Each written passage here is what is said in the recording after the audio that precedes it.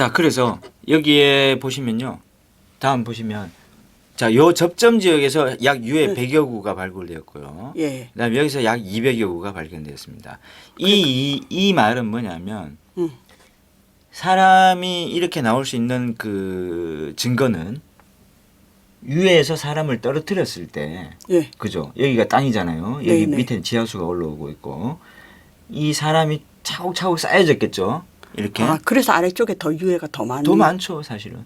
이렇게 차곡차곡 쌓여졌는데 이 사람들이 어떻게 해요? 죽고 나면은 살이 빠지죠. 예, 예. 뼈만 나오면 어떻게 약간 내려가겠죠. 내려가겠네요. 층수가 약간 내려가겠죠. 그죠? 처음에는 예. 꽉 찼다가 나중에는 예. 살이 썩어지면 빠지는데 70년대에 여기에다가 누군가 돌을 부었어요.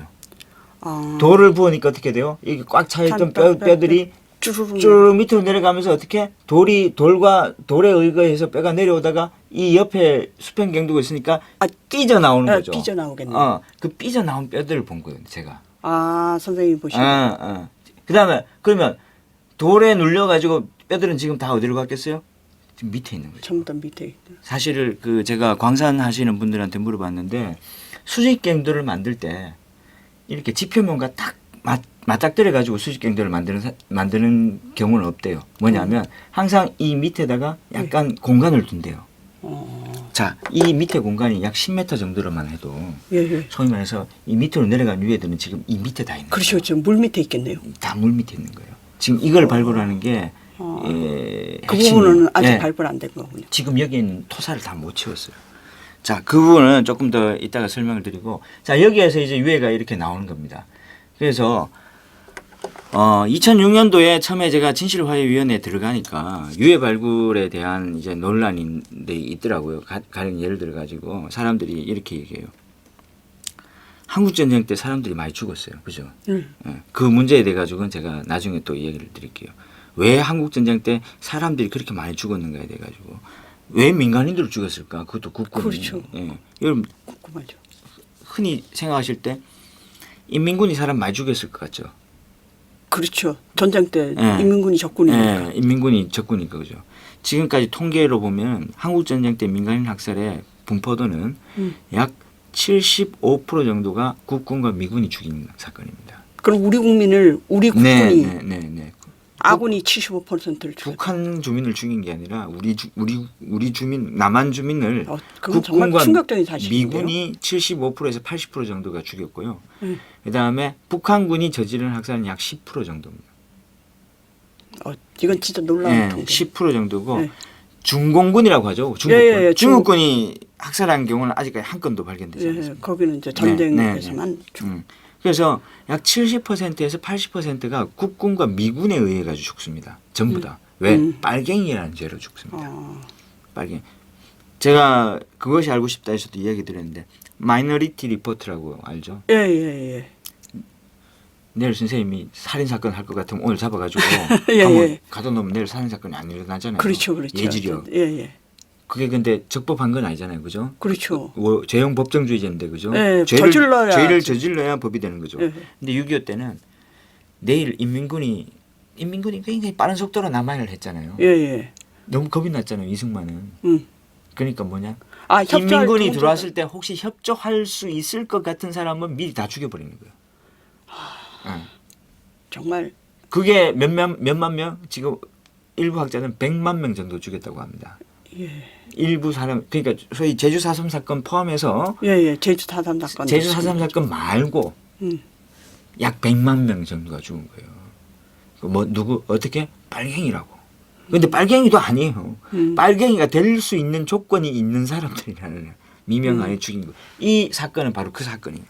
그래서 이 빨갱이가 될 수 있을 것 같은 사람 약 3,000명을 2달 동안 죽인 거예요. 왜? 땅 파기 힘드니까 미리 파놓은 땅에다가 다 집어넣은 그렇죠. 거예요. 공사는. 그래서 어느 지역이건 일제시대 때 폐광에 민간인 학살이 없었던 곳이 거의 없어요. 전국에. 폐광에는 다 집어넣었어요. 사람을 죽여가지고. 특히 이 광산은 컸기 때문에 특히 많이. 그래서 지금 코발트 광산에는 유족회가 결성이 되어 있는데요. 유족들은 여기에 3,500명이 죽었다고 이야기를 하고 있고요. 진실화해위원회에서 진실규명 결정 보고서가 나옵니다. 2009년도에. 거기에는 2,500명 정도가 학살되었을 것으로 나옵니다. 그러면 제가 유해 발굴하면서 500구 발굴했잖아요. 예, 예. 그러면 유족 의견대로 하자면 아직까지 이 밑에 3,000구 남아 있습니다. 진실화해위원회 보고서에 따르면 아직 2,000구 남아 있습니다. 이 2,000구를 우리 정부는 우리가 뭐 OECD 무슨 국가라 그러죠? 예, 예. 부끄러운 줄 알아야 돼요. 이게 우리나라의 3대 4대 도시인 대구에서 불과 2km밖에 안 떨어진 곳에 불과 50년 전에 사람을 죽인 흔적이 아직까지 2,000구나 남아 있어요. 이거를 발굴할 생각조차도 안 해요. 그다음에 여기에 대해서 사람들은 다 까먹고 있어요. 이 옆에 뭐가 지어졌는지 아십니까? 뭐, 골프장 지었어요. 골프장. 아. 여기서 사람들이 골프 치고 앉았어요. 여기서 무슨 사건이 있었는지도 모르고. 그런데요. 발굴이라는 건 사실 굉장히 돈이 드는 작업 아닙니까? 그렇죠. 선생님 말씀하시기에 이 발굴 과정이 굉장히 어려웠다 그러는데 예. 그래서 그거를 제가 예. 이거는 이제 발굴팀들이 만든 실측도입니다. 이수평 경도로 들어갔을 때 여기에 이제 유해가 있었다는 거고 그다음에 1수평 경도로 들어가면 여기에 유해가 있었다는 이런 의미입니다. 그래서 제가 그래서 2006년도에 처음에 진실화해위원회를 들어가니까 논란이 있는 거예요. 이걸 발굴해야 되냐 말아야 되냐. 예. 그 왜 발굴을 하지 말자고 하는 사람이 있어요. 그 사람들 의견 들어봤어요. 돈이 많이 들어서. 아니. 이거 유해 꺼내가지고 어떡할래? 그냥 놔두자는 거예요. 왜? 그러니까 이 유해를 적당하게 모실 장소가 없다는 거예요. 근데 저는 뭐라고 얘기했냐면 이 유해 자체를 꺼내지를 않는다면 그 장소 역시 만들어질 수가 없다는 거예요. 그렇죠. 발굴을 해야 그런 담론이 생겨가지고 공론화가 되는 거지. 발굴조차 안 하고 꺼낼 장소 없다고 생각하고 그냥 가만 놔두면 누가 그냥 우리 세대 지나면 다 잊혀버릴 거 아니에요. 그죠? 그러면 안 된다. 발굴을 해가지고 그런 담론들을 자꾸 유해를 모실 장소를 자꾸 만들어야 된다. 그래서 발굴을 시작했죠. 그래서 소위 말해서 제가 진실화위원회에 들어가가지고 있을 때 발굴하지 말자는 사람들이 꽤 있었어요. 뭐 굉장히 유명한 역사학자이신 모모 분과 모모 씨와 모모 선생님들. 근데 그 사람들의 이유는 단순히 유해를 모실 장소가 없다. 없다. 그다음에 돈이 많이 든다는 혹시 아니었을까요? 발굴 비용은 그렇게 많이 들지 않아요. 사실. 발굴. 근데 이 코발트 방사는 굉장히 규모도 크고 네네. 이 발굴하기도 어려웠다면서. 어려웠죠. 어려웠지만 그러니까 돈도 많이 들었을 거예요. 우리 선생님 생각해 보세요. 국가 예산으로 10억 사실은 그 큰 돈 아닙니다. 국가 예산으로. 여긴 총 예산이 여기에 코발트 광석 3년 동안 발굴하면서 들어간 돈이 약 12억 정도 들어갔습니다. 네. 12억 그렇게 크지 않습니다. 그렇죠. 국가 그다음에 예산으로는 우리가 그렇게 안 크겠네요. 여기에 죽은 사람들 3,000명 예. 그 사람들을 모시는 걸 생각하면요. 우리 국가가 여러분 세월호 사건도 그랬지만 네. 왜 국가에 의해서 피해를 받은 사람들은 위령과 화해를 못 받는 거예요? 국군으로 참전해가 죽으면은 국립묘지 가는데 국가에 의해서 죽임을 당한 사람들은 왜 국립묘지를 못 갑니까? 누가 더 잘못한 거예요? 국가가 더 잘못한 거잖아요. 근데 국가에 의해서 피해를 받은 이 사람들은 빨갱이라는 억울한 죄명을 쓰고 그 아들들까지 전부 다 연좌제에 의해 가지고 60년 동안 피해를 본 사람들이에요. 이 사람들의 유해를 국가가 끄집어내고 위령해줘야 될 충분한 이유를 갖고 있음에도 불구하고 이건 안 해주고 뭘 합니까? 전사자 유해 발굴 좋습니다. 국가를 위해서 싸우다가 전쟁에 나가서. 하지만 그 사람들은 국립묘지 가는데 이 사람들은 어디 갑니까? 미움과 질시를 받았어요. 60년 동안. 아버지가 빨갱이 나서 죽었다며? 니는 공무원도 안 돼. 그다음에 니는 취업도 안 돼. 그래서 한탄과 비탄 속에서 그다음에 그 가정이 완전히 깨진 이런 사람들의 유해를 우리가 돈이 몇백억이 들더라도 당연히 발굴해줘야 되는 거 아니에요? 국가의 잘못에 의해 가지고 죽은 사람들인데 그죠? 그 문제는 선생님 우리 네. 한번 본격적으로 좀 네. 생각해보는 시간을 갖고 네네. 맞아. 일단 발굴 과정에 대해서 자 2007년도에 그래서 어쨌든 막 우겨가지고 처음에 발굴 안 한다 그러는데 안 한다는 발굴을. 네, 그런데 제가 저는 발굴 안 한다 그래가지고 돈이 들어서 안 할라. 그게 제일 먼저 떠올라서. 이 유해를 어떻게 할 고고학 거냐. 발굴은 항상 돈이 많이 드니까. 이 유해를 어떻게 할 거냐. 두 번째 발굴해서 어떻게 위령할 것인가. 이 문제에 대해 가지고 모른다는 거예요. 그래가지고 다 굉장히 유명한 역사학자들 많아요. 반대하는 사람들 중에. 그래서 그 사람들이 아직도 날 싫어해요. 그래서 왜 일을 저질러 가지고 난리를 치고 앉았냐고. 근데 저한테 자꾸 그래가지고 그래도 실실했어요. 지금 그래서 2007년부터 발굴을 시작합니다. 그래서 2007년도에 총 4곳, 예. 2008년도에 5곳, 2009년도에 4곳을 합니다. 그중에 코발트 광산은 2007년, 2008년, 2009년 3년 내내 했습니다. 왜냐하면 여기는 난이도가 어렵기 때문에. 그래서 다른 지역의 발굴 장소로는 충북, 청주, 그다음에 뭐 전남 진도, 그다음에 저 대전 뭐 이런 곳들이 이제 소속이 돼 있었어요. 그래서 대전 형무소 정말 정폭적인 분포다. 네, 저 대전 형무소 학살 사건이라든가 뭐 이런 사건들이 이제 들어갔었어요. 거기서 유해 발굴했고 이 코발트 광산은 3년 내내 발굴했습니다. 왜냐하면 난이도가 좀 어려웠어요. 2007년 지금 이 사진은 2007년도 발굴 팀들인데요. 2007년 발굴은 누가 했냐면 경남대학교 박물관에서 지금은 돌아가신 이상길 교수님께서 지휘를 하셔가지고 저하고 이제 이야기를 해가지고 발굴했어요. 지금 저 사진은 경남대학교 학생들이에요. 지금 이수평굴에서 지금 유해 일부를 지금 실측하고 있는 장면인데요. 저 유해는 이제 도망치신 분이에요. 탈출을 시도하시다가 저기에서 돌아가신 항구의 유해예요. 아, 그러니까 떨어졌는데 어떻게 사는 살아가지고. 사람이 있어요. 예. 근데 한 사람씩 떨어뜨렸습니까? 아니요. 수직경도에서 지금까지 알려진 바로는 7명에서 8명을 묶었어요. 예, 묶어서 처음 앞에 있는 2사람한테만 총을 쏘는 거예요. 그러면 이 사람이 죽죠. 예, 예. 떨어지죠. 그렇죠. 앞에 머리가 떨어지죠. 그러면 뒤에 있는 6명이 줄줄이 주르륵 떨어지는 거예요. 그러니까 이게 처음에는 깊이가 있으니까 죽잖아, 그죠? 떨어져서. 예. 근데 나중에 어떻게 돼요? 이만큼 올라오니까 높아오니까 떨어져서 안 죽은 아. 사람들이 생기기 시작하는 거예요. 그러면서 밑에서도 안 죽은 사람들이 나오기 시작하는 거예요. 이 사람들이 어떻게 탈출을 시도하는 거예요. 근데 묶여 있었을 텐데 어떻게 탈출을 이렇게 정말 풀었겠죠. 예. 그 탈출했다는 사람도 있어요, 실제로. 탈출. 한 명 정도 지금 나와 있는데 그분은 이제 돌아가셨는데 저기 이제 이수평경도에서 발굴을 시작한. 처음에 시작했던 장면이네요. 예, 처음에 봤을 때는 저 1수평경도를 통해 가지고 우리가 들어갈 수 있었잖아요, 그죠? 예, 맨 위에 있는 거죠. 예. 저 1수평경도 쪽을 가장 먼저 발굴했는데 2년 뒤에 증언을 들어보니까 이 밑에 더 유해가 많다는 증언이 있었어요. 그래서 우리가 2수평경도를 발견하게 된 거죠. 1수평경도 초기 상태입니다. 예. 이 돌과 암석이 삐져 나오기 시작하면서 여기에 유해가 저렇게 이제 섞여 있었던 거예요. 이렇게 굉장히 많은 유해들이 지금 이렇게 최초 상태로 이렇게 섞여 있었고요.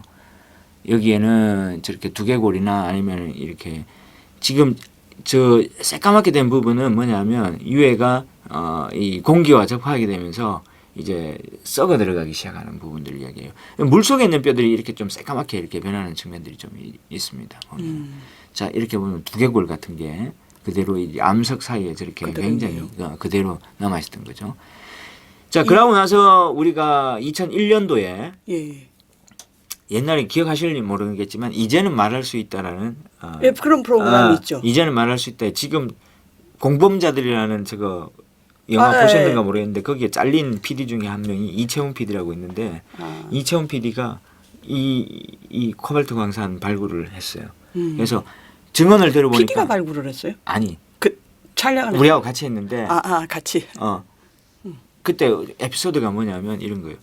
1수평경도만 계속 들어갔잖아요. 그렇죠. 그러다가 이제 방송국이 막 카메라를 대고 막 이야기를 하니까 할머니들이 이야기를 하기 시작하는 거예요. 막 겁이 나고 이러니까 그 밑에 가면 더 수평경도 또 있다고. 그러니까 취재진이 오는 동안 이 수평경도가 있다는 사실이 밝혀졌네요. 그래가지고 취재를 그래요? 가보니까 새마을 운동 때 그 이경도를 막아버린 거예요, 콘크리트로. 그래서 이걸 뭐 정으로 두드려 가지고는. 그럼 이 콘크리트가 그때 새마을 운동에서 아니 이거는 딴 건데. 이건 딴 겁니까? 그 콘크리트로 막아놓은 거예요. 이거를 정으로 깨거나 뭐 도끼로 깨거나 이거는 불가능한 거예요. 다이너마이트로 폭발해야 되는 거예요. 우리가 가서 경산시청에 가가지고 다이너마이트 좀 쓰겠습니다 얘기하면 절대 허가 안 내줍니다. 근데 PD가 가니까 허가 바로 나오더라고요. 방송의 힘이 좋은 거예요. 이제 이채원 PD가 가서 다이너마이트 허가를 받아가지고 이걸 터트리고 그 안으로 들어간 거예요. 진입을 한 거예요. 그게 2001년 9월인가 3월인가 MBC 9시 뉴스 톱뉴스였어요.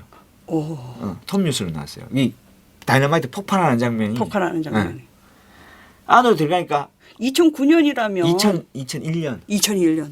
아 그게 정말 그래서 우리가 이수평경도를 발견한 거예요. 그 안에 들어가니까 이수평경도 안을 지금 이거는 골프장 공사하다가 이수평경도가 무너져 내려버렸어요. 그래서 골프장 하면서 다시 세운 거예요. 예, 골프장 짓는 사람들한테 항의했죠.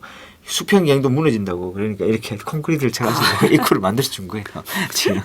그러니까 그 사람들도 이 민원이 들어오니까 이 수평경도 안으로 들어가면 저 사람은 탈출을 시도하시는 분이에요. 그래서 지금 한 1인분이 저렇게 유해의 한 개체가 들어가는 입구 쪽에 나와 있었어요. 이 사람은 거의 다 나오셔가지고 죽으신 거예요. 그냥. 자 안으로 들어가면 수평경도와 수직경도의 접점 지역은 완전히 소위 말해서 아마겟돈입니다. 이게 1수평경도보다 훨씬 더 많은 유해와 그다음에 끔찍한 보시면 지금 이 돌과 암석 흙 사이에 지금 전부 다 사람 뼈입니다. 저게 초기 상태. 그러니까는 온전한 한 사람의 유해를 발굴하기가 굉장히 어려웠겠네요. 거의 불가능해요. 왜냐하면 떨어졌기 때문에 유해들이 다 섞여버린 거죠. 더 섞여버리고. 그래서 저렇게 탈출하시다 그러는 분은 저분들은 우리가 DNA 검사나 아니면 이런 것들을 할 수 있겠지만 이분들의 DNA 검사는 거의 우리가 엄두도 못 내고 있죠. 왜냐하면 뼈 하나하나를 다 해야 되는 다 해야 되는 거예요. 뼈, 사람의 뼈가 209개인데 소위 말해서 수십만 개의 뼈가 지금 저렇게 지금 섞여 있다고 보시면 되는 거예요. 저게 초기 모습이에요. 지금 발굴하기 위해 가지고 그리드를 쳤는데 위에 보면 저기에다 그리드를 못 치고 위에다가 우리가 전등을 달고 그리드를 친 거예요. 그리드라는 것은 이렇게 네네 이렇게 직선으로 발굴을 잘 하기 위해 가지고 이렇게 바둑판 형식으로 실을 구역을 나누는 것을 그래서 그리드. 나중에 1구역에서 발견했다. 그다음에 2구역에서 발견했다. 나중에 어디에서 어떤 뼈가 나왔는가를 우리가 또 실측이라고 그림을 그리는데 예. 그 실측을 하기에도 그리드를 이제 이분도 이분도 온전한 뼈네요. 이수평경도 좌측 144m 지점에서 발견되신 분인데 예. 저분은 탈출 시도하신 분인데요. 지금 보시면은 예.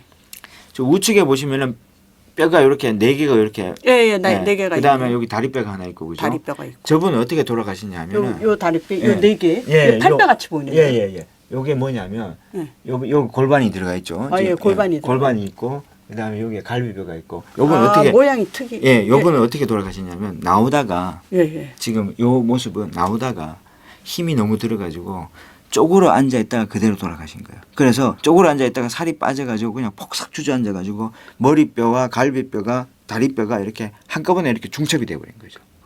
이렇게 쪼그려 앉아 있다가 그대로 돌아가신 거예요. 요 쪼그려 앉아 있다가 돌아가신 거예요. 요 팔뼈가 이렇게 있는 거는 팔이 이쪽에 이렇게 해가지고 이렇게 그대로 돌아가신 거예요. 요게 이제 탈출을 시도하신 분이에요. 근데 이 탈출을 시도하시다가 입구 근처까지 못 나오고 좌측 144m 지점에서 그대로 폭삭 이렇게 내려앉으신 분이죠. 소위 말해서 제가 이 자리에서 그대로 죽으면 두개골이 뚝 떨어지겠죠, 그죠? 다리뼈도 그다음에 이 갈비뼈도 이 위로 얹혀지겠죠, 그죠?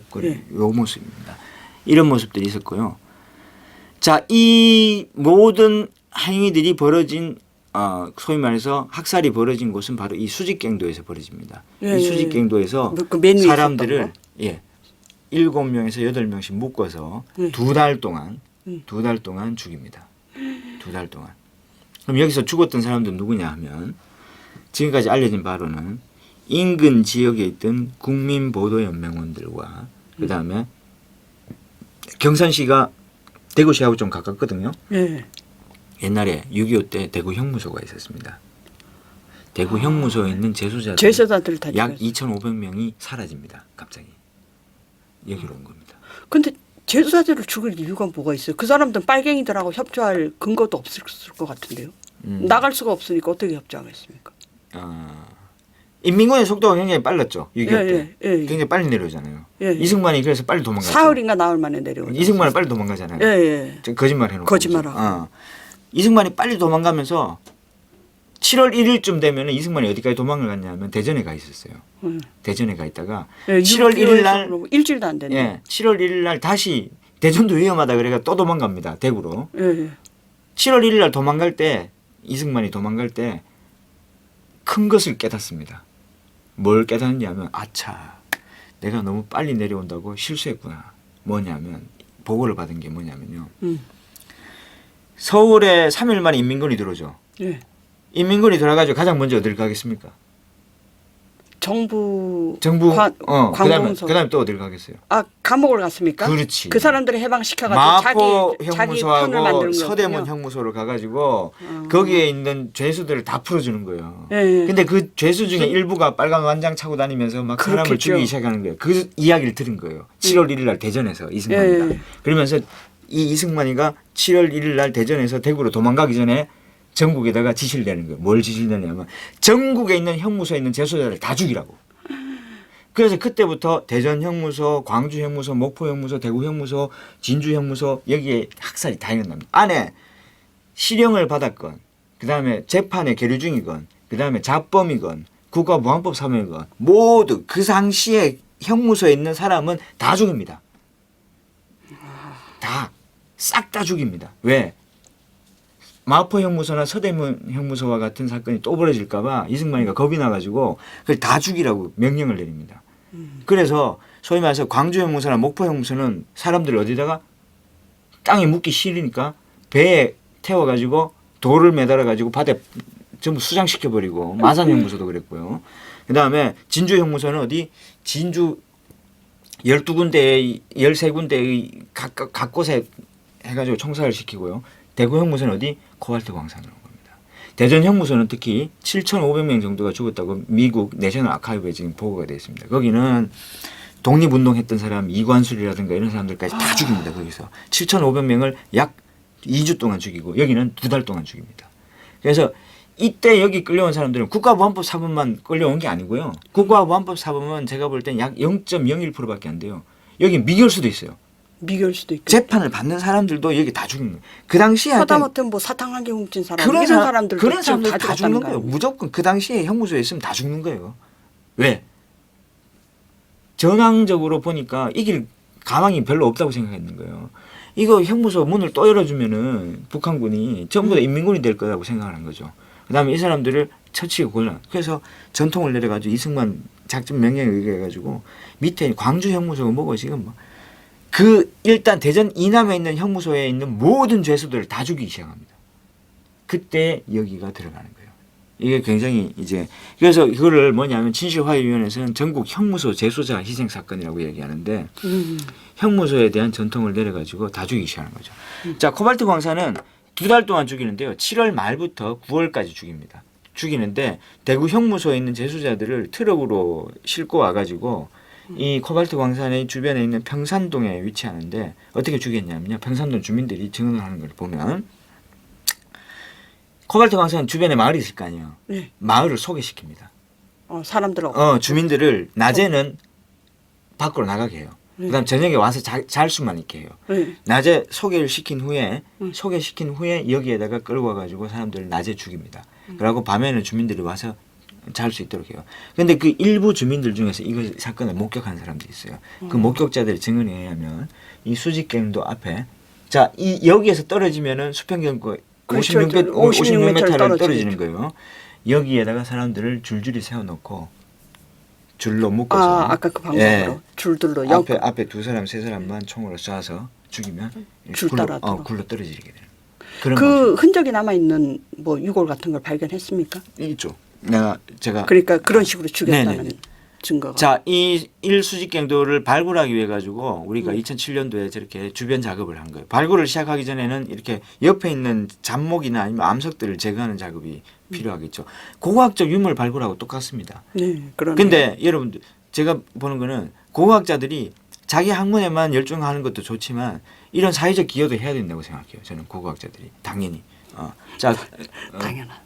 사회적 기여를 좀 하세요, 알았죠? 알았습니다. 사회적 기여를 해야 됩니다. 그래서 고고학자들이 저렇게 이제 발굴하기 전에 주변 정리부터 시작을 하는 거죠. 그 다음에서 이제 뭡니까? 우리가 흙을 드러내기 위해서는 저기에서 입구에다가 H빔을 설치했어요. 예. H빔을 설치하고 그다음에 윈치라는 거 있죠. 예. 이렇게 끌어올리는 기구들을 여기다 장치를 저렇게 이제. 그러니까 유골도 발견되면 이제 끌어올리죠. 위에서 처음에 저의 작전은 2007년도에는 위에서 흙을 끌어올린다는 작전이었습니다. 위에서 너무 힘들어가지고 너무 거창해. 2008년부터는 작전을 바꿨습니다. 밑에서 끌어내린다고. 밑에 갱도를 왜냐하면 통해서. 위에서 끌어낼 너무 힘들어가지고 그 다음에 저 수직갱도 안에 사람이 들어가서 3사람밖에 작업을 못해요. 예. 많이 작업을 못해요. 그래서 나중에는 이 수직갱도에서 흙을 끌어올리다가 나중에 이수평갱도로 들어가서 밑에서 흙을 차라리 약간 빼내는 길더라도 걸로. 그 편이 낫겠네요. 근데 빼내는 것도 위험하고 끌어올리는 것도 위험해요. 위험하네요. 그래서 갱도가 부셔질 염려도 있고. 자 그래서 예. 저 사면이 드러나요. 지금 저렇게. 저렇게 사면이 드러나면 굉장히 위험하잖아요. 그죠? 그렇죠. 이 지금 H빔이 수직갱도 위에 둥그러니 떠 있는 거예요. 굉장히 위험한 상태예요. 지금. 그렇죠. 근데 제가 이 방송을 통해 가지고 한번 이야기를 드리고 싶은데 저 코발트 광산에 누가 오냐 하면요. 요즘 뭐 전국에 귀신이 나올 것 같은 장소를 찾는 뭐 동호회가 있대요. 예, 어이가 그런 거 없어가지고. 있다고 들었습니다. 그 사람들이 코발트 강산에 그놈들이 와가지고 저기서 하룻밤 자고 가는 거를 뭐 인증샷을 찍고. 예. 그게 아마 그것이 알고 싶다는가. 네, 그래가지고. 아니 무슨 서프라이즈 프로그램에 나온 것 같아요. 내가 정말 어이가 없어가지고. 근데 정말 그럴 장난칠 장터. 한 명이 예. 석 달 전인가 약 6개월 전에 한 명이 저기에서 귀신 나올 것 같다라고 이야기해가지고 저기 들어가려고 시도를 하다가 떨어졌어요. 그래가 지금 하반신 마비가 됐어요. 아이고. 안 죽은 게 다행이에요. 안 죽은 게. 왜냐하면 지금 우리가 저걸 몇 미터까지 팠나 하면은요. 17m까지 팠어요. 그럼 정말 17m로 떨어진 거예요. 안 죽은 게 다행이네요. 귀신. 그래서 나는 도저히 이 거의 젊은 애들인데 예.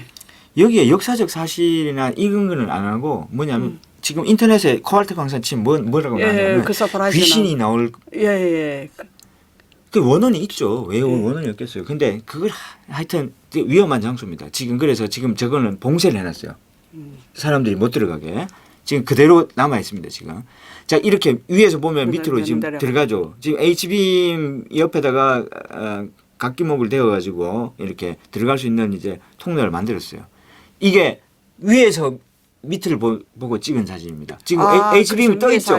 네네 그러네요. 굉장히 위험하잖아요. 예. 지금 H빔을 옆에서 이렇게 지탱하고 있는 거지 옆으로 이 지탱하고 있는 게 H빔이 떠 있잖아요. 굉장히 위험한 상태인데 저거를 그래서 저 상태에서 발굴하다 보니까 제가 얼마나 간이 떨립니까? 한 사람에도 안전사고 나면 안 되잖아요. 그래서 제가 무사히 살아오셔서 다행입니다.